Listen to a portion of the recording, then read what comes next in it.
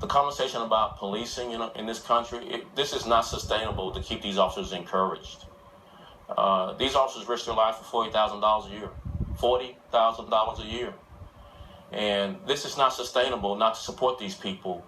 We're not perfect. There's cops that don't need to be cops. And I've been the first to say we need to separate employment with those types of cops, 1 or 2%. But the 98%, 99% of cops come to work and do this job for 40 grand and risk their lives not knowing whether they come home, get this criticism.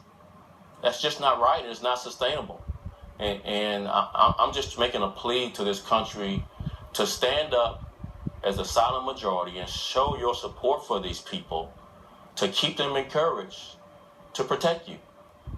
And I'm saying this from the heart. I hope I'm not lecturing too much, but this is really important from my perspective, that we show these folks that we applaud their heroism and that we let them know without a question that we support you in your efforts to protect us. Who specifically do you think needs to show more support to our men and women in blue? Is this something that you're directing to public officials, to any specific protesters, to the media? Who do you wish were more supportive? Well, you took the words right out of my mouth. Media, public officials, and our communities. How media tells the story. How you sensationalize the video, how you edit the video. Show the whole story, and when you don't know the whole story, say there's more to be determined, instead of jumping quickly to conclusions without a full investigation. We need more people in the community to come forward. There's a silent majority out there that doesn't realize that a minority voice is loud, critical of law enforcement without all the facts. And our public officials, local and national, need to step up. And I'm encouraged by what I've heard, but we all need to make sure that there's no question in the mind of our officers that they're supported when they do the right things. And of the few that don't, we as leaders in the profession need to separate employment with them so that the 98% doesn't get painted with the broad brush of those 1 or 2%ers that shouldn't be police officers.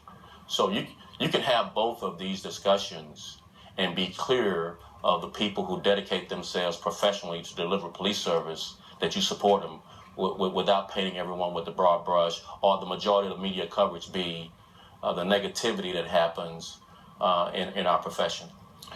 What do you say to the people who were protesting in Louisiana last night, or the people who were protesting in Minnesota last night? Majority African-American protesters who feel as though their lives don't matter as much to the police. What do you say to them? We're sworn to protect you and your right to protest, and we'll give our lives for it. And it's sort of like being in a relationship where you love that person, but that person can't express or show you love back. I don't know if you've been in a relationship like that before, Jake, but that's a tough relationship to be in, where we show our love, because there's no greater love than to give your life for someone, and that's what we're continuing to be willing to do. And we just need to hear from the protesters back to us. We appreciate the work you do for us in our right to protest.